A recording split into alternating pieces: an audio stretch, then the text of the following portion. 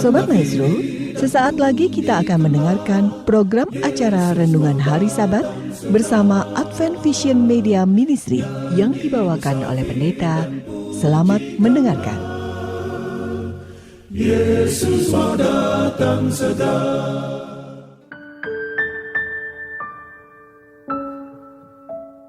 Selamat pagi dan selamat sahabat, saudaraku yang dikasihi oleh Tuhan. Salam sejahtera buat seluruh pendengar Maestro yang kami sangat kasihi.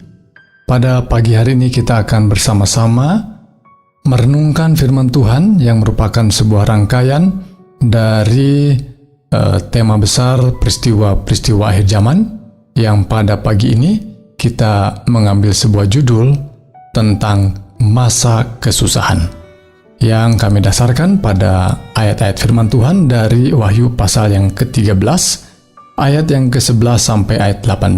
Sebelumnya saudaraku, mari kita akan berdoa.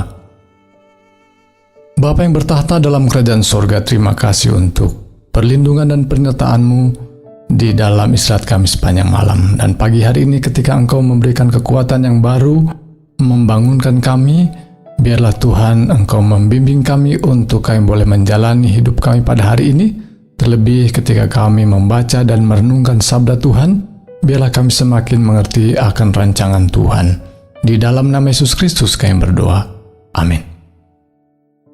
Saudara-saudara yang dikasihi oleh Tuhan, kita di dalam melewati sebuah periode di mana kita saat ini sangat mudah sekali menemukan berbagai peristiwa dan berita-berita melalui media. Dan saya menemukan, saudaraku sekalian, bila mana media-media boleh menampilkan peristiwa dan berita banyak orang yang hidupnya dalam kesusahan yang sangat-sangat berat.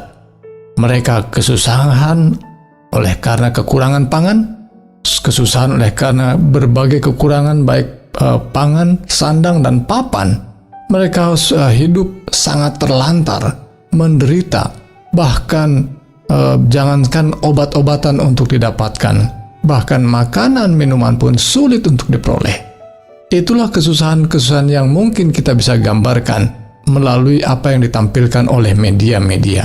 Tetapi saudaraku sekalian, apa yang saya ingin bagikan pada pagi hari ini adalah perenungan bagaimana sesungguhnya kesusahan yang dialami oleh umat Tuhan. Bukan sekedar kekurangan pangan, tetapi apa yang menyebabkan umat Tuhan harus mengalami kesusahan yang hebat. Mari saudaraku sekalian, kita akan baca beberapa ayat firman Tuhan dari Alkitab, khususnya dalam kitab Wahyu pasal 13 ayat 11 sampai ayat 18. Dan aku melihat seekor binatang lain keluar dari dalam bumi dan bertanduk dua sama seperti anak domba. Dan ia berbicara seperti seekor naga, dan seluruh kuasa binatang yang pertama itu dijalankannya di depan matanya. Ia menyebabkan seluruh bumi dan semua penghuninya menyembah binatang pertama, yang luka parahnya telah sembuh. Dan ia mengadakan tanda-tanda yang dahsyat, bahkan ia menurunkan api dari langit ke bumi di depan mata semua orang. Ia menyesatkan mereka yang diam di bumi dengan tanda-tanda yang telah diberikan kepadanya untuk dilakukannya di depan mata binatang itu. Dan ia menyuruh mereka yang diam di bumi supaya mereka mendirikan patung untuk menghormati binatang yang luka oleh pedang, namun yang tetap hidup itu. Dan kepadanya diberikan kuasa untuk memberikan nyawa kepada patung binatang itu, sehingga patung binatang itu berbicara juga dan bertindak begitu rupa, sehingga semua orang yang tidak menyembah patung binatang itu dibunuh.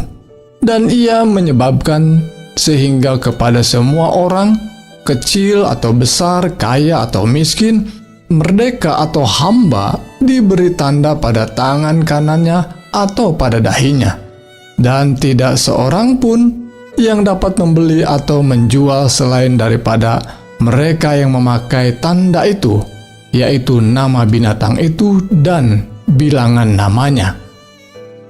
Saudara yang dikasihi oleh Tuhan, bila mana kita membacakan ayat-ayat dalam kitab Wahyu, Seringkali kita menemukan ayat-ayat itu seperti gambaran atau nama-nama dan simbol-simbol yang kita perlu menafsirkannya.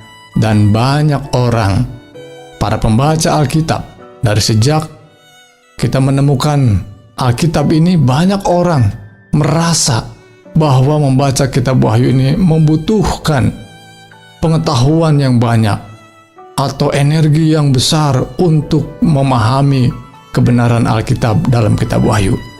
Namun saudaraku sekalian, kitab Wahyu itu sendiri dari sejak ayat-ayat yang pertama, pasal pertama dinyatakan bahwa nama Wahyu itu sendiri merupakan gambaran bahwa kitab ini sedang dibukakan, dinyatakan, diwahyukan.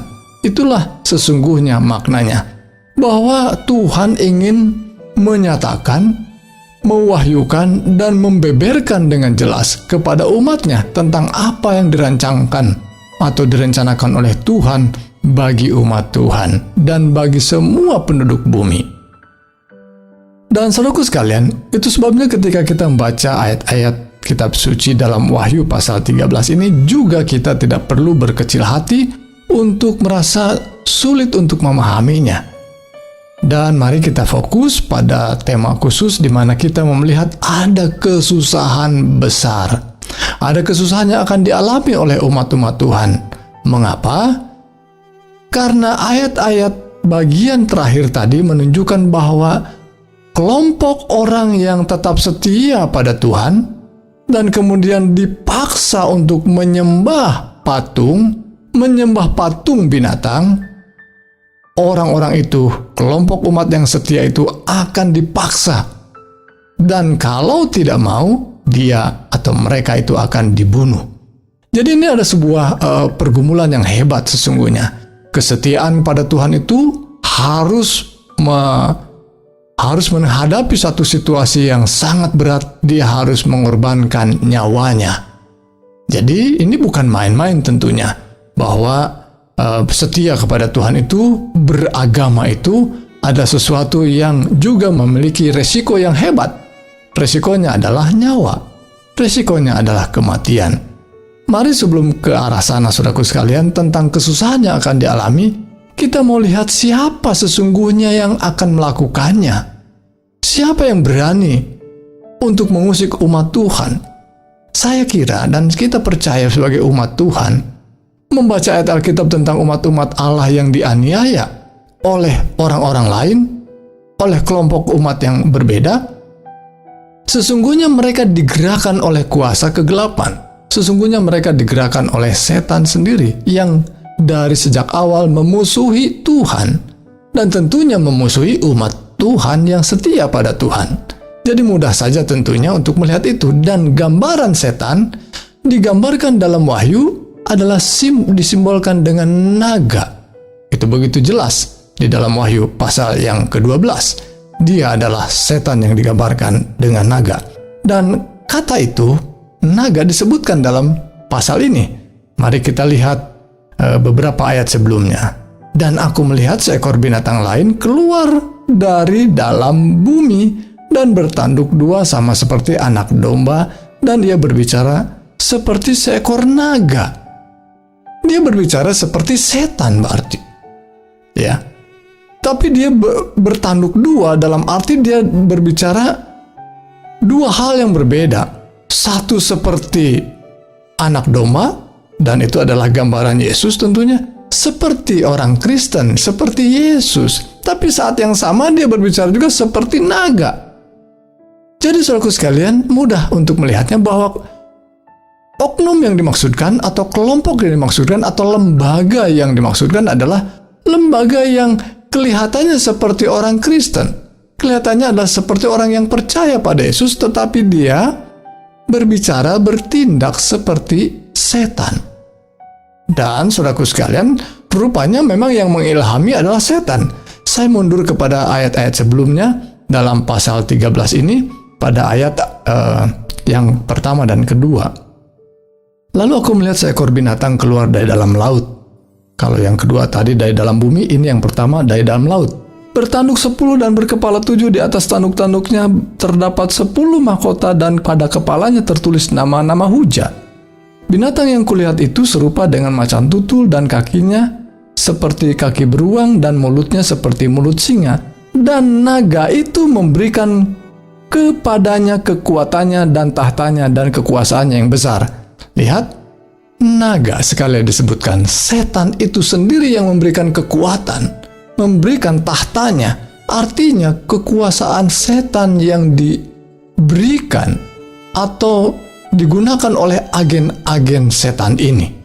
Jadi saudaraku sekalian, mari kita melihat lebih mudah untuk memahami akan kebenaran firman Tuhan dalam kitab Wahyu ini, bahwa ada kuasa yang digerakkan oleh setan yang mengatasnamakan orang yang percaya pada Tuhan, karena dia digambarkan seperti juga anak domba. Dan ayat 12, seluruh kuasa binatang yang pertama tadi yang disebutkan, yang pernah berkuasa dulu, ini mengingat sejarah pada zaman dulu bahwa ada satu kelompok atau satu lembaga yang mengatasnamakan diri seorang yang percaya kepada Tuhan, tapi justru menjadi kuasa penganiaya. Dan siapakah itu? Tentu saja kita tidak perlu menyebutkan ini, karena tidak boleh menyebutkan melalui siaran ini. Tapi kita harus tahu dalam sejarah bahwa ada kuasa yang mengatasnamakan diri sebagai kelompok orang Kristen percaya pada Yesus, tetapi menganiaya kelompok-kelompok yang lainnya yang dianggap bidat. Dan ia menyebabkan seluruh bumi dan semua penghuninya menyembah binatang yang pertama yang luka parahnya telah sembuh. Dipaksa melalui lembaga yang kedua ini, kekuatan yang kedua ini, atau lebih tepatnya kerajaan yang kedua ini, dipaksa umat Tuhan untuk menghormati, bahkan lebih tajamnya menyembah yang binatang yang pertama. Ayat yang ke-13, dan ia mengadakan tanda-tanda yang dahsyat, bahkan ia menurunkan api dari langit. Bisa banyak mujizat bisa dilakukan karena dia mengatasnamakan atau memberi ciri seperti seorang Kristen, seperti seorang yang percaya pada Yesus, dan bahkan menggunakan nama Yesus untuk penyembuhan, untuk berbagai mujizat lainnya, nampak seperti pengikut Yesus. Ayat 14, ia menyesatkan mereka yang diam di bumi dengan tanda-tanda yang telah diberikan kepadanya untuk dilakukannya di depan mata binatang itu, dan ia menyuruh mereka yang diam di bumi supaya mendirikan patung untuk menghormati binatang yang luka oleh pedang, namun yang masih tetap hidup itu. Saudaraku, ini situasi yang kita perlu memahami gambaran besarnya, bahwa memang di akhir zaman akan ada kelompok, akan ada lembaga yang dipakai dan digerakkan oleh setan untuk menganiaya umat Tuhan. Itu sebabnya umat Tuhan harus dan akan mengalami kesusahan yang sangat hebat, karena pertaruhannya bukan sekadar tidak bisa makan dan tidak bisa minum, tapi nyawanya akan dipertaruhkan menghadapi kelompok orang yang akan memaksanya untuk keluar dari imannya. Tapi umat Tuhan yang setia, mereka bahkan siap dibunuh, siap mati untuk mempertahankan imannya. Lalu, kelompok atau lembaga itu, atau kerajaan itu, ya, disebut sebagai binatang, dan bilangannya ada, yaitu nama binatang itu atau bilangan namanya dalam ayat 17 dan 18 menyebutkan yang penting di sini ialah hikmat. Barang siapa yang bijaksana, baiklah ia menghitung bilangan binatang itu, karena bilangan itu adalah bilangan seorang manusia, dan bilangannya ialah 666. Saudaraku, ketika saya membaca banyak sejarah-sejarah teologi tentang bagaimana orang menafsirkan 666 ini, banyak sekali tafsir untuk membuktikan siapa sesungguhnya. Saya kira kalau kita mau melihat ini, saudara boleh menelusuri dalam berbagai media untuk melihat bagaimana orang menafsirkan. Boleh jadi ini adalah pemimpin agama. Banyak tafsir-tafsir, bahkan kekaisaran Roma, kaisar-kaisaran Roma juga pernah disebut-sebut oleh para penafsir Alkitab ini sebagai perwujudan daripada 666. Namun saudaraku sekalian, saya ingin memberikan garis besarnya bahwa bilangan ini adalah seorang yang ditunjukkan dalam Alkitab ini sebagai seorang yang melawan Allah, melawan Tuhan, dan melawan umat Tuhan. Maka kita harus bandingkan saudaraku dengan beberapa ayat Alkitab lainnya, khususnya kita lihat misalnya Matius pasal 24. Mereka yang memusuhi umat Allah, mereka yang menjadi problem dalam rancangan Tuhan itu adalah orang-orang yang disebutnya sebagai Mesias palsu. Dan beberapa renungan waktu itu kita sudah sebutkan Mesias palsu dalam bahasa Syria itu adalah Dagala, yang kemudian teman-teman kita, saudara kita menyebutnya Dajjal. Ya, itu satu permainan kata yang berkembang tentunya. Dan itulah Mesias palsu, dan Mesias palsu tentu saja datang dari orang-orang Kristen yang tadinya menjadi orang percaya tetapi kemudian memusuhi atau bertolak belakang kebenarannya dari sebagai seorang Kristen.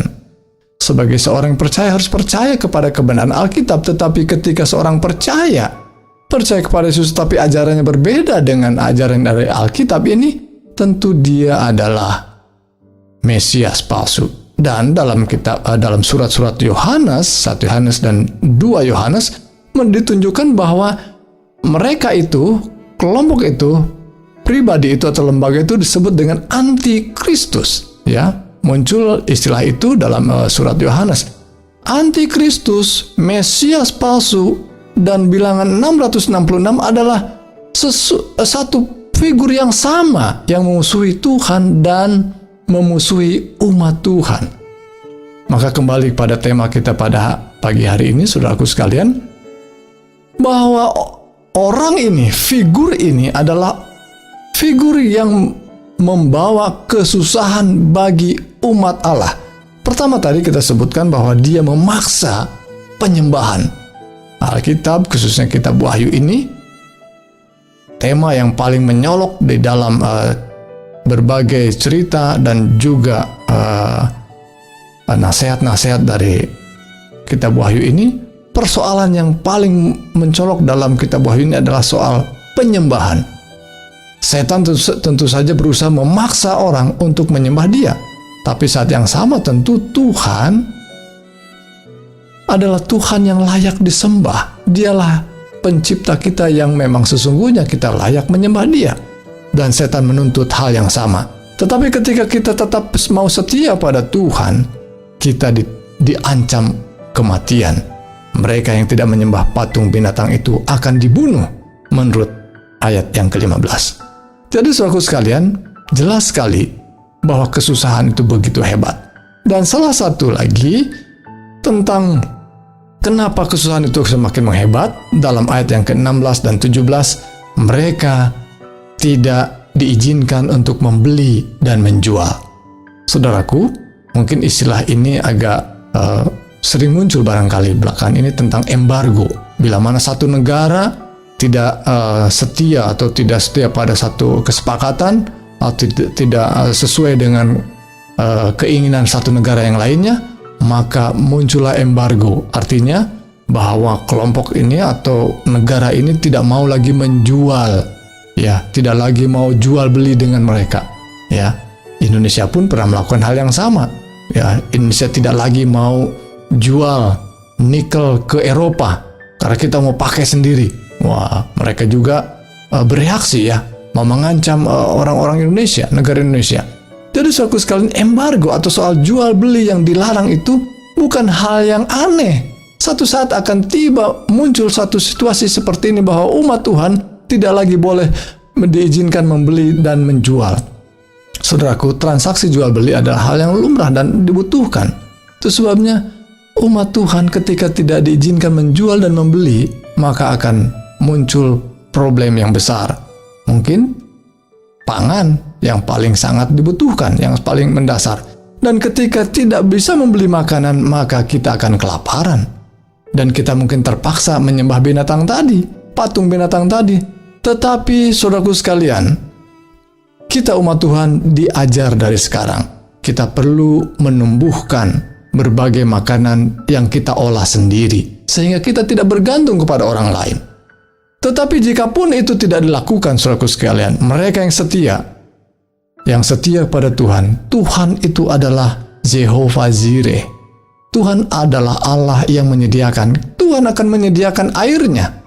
Tuhan akan menyediakan air minumnya. Tuhan menyediakan makanan kita. Sebagaimana ditunjukkan juga pada perjalanan umat-umat Tuhan, bangsa Israel kuno, dipelihara oleh Tuhan, diberikan minumnya, diberikan makanannya. Tuhanlah yang menyediakannya.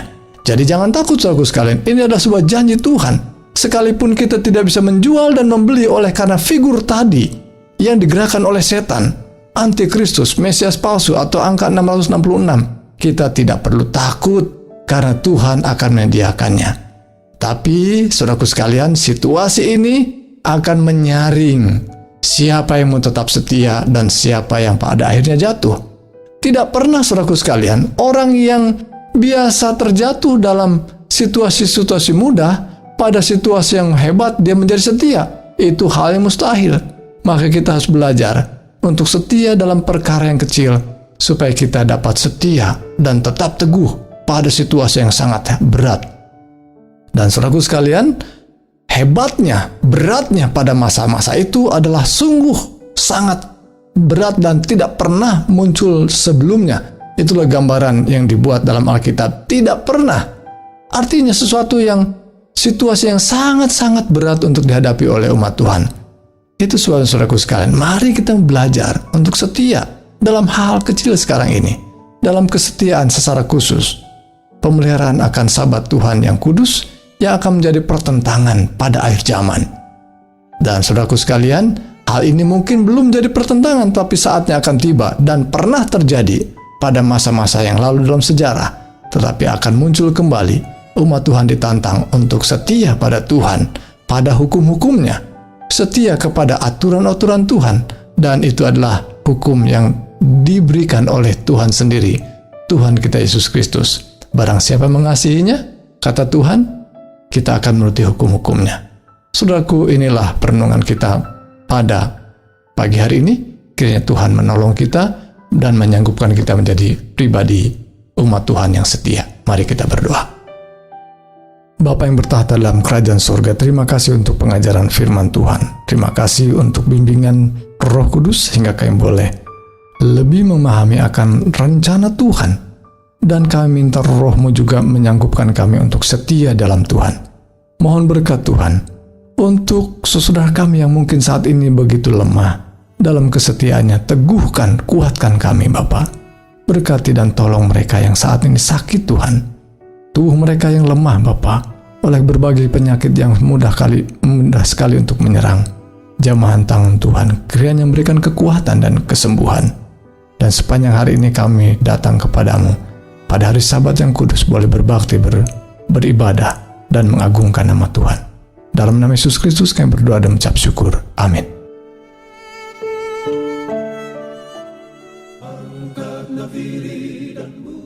Sobat Maestro, Anda telah mendengarkan program acara Renungan Hari Sabat bersama Advent Vision Media Ministry. Untuk tanggapan pendengar, hubungi 087 888 777 689. Terima kasih atas kebersamaan Anda. Tuhan memberkati.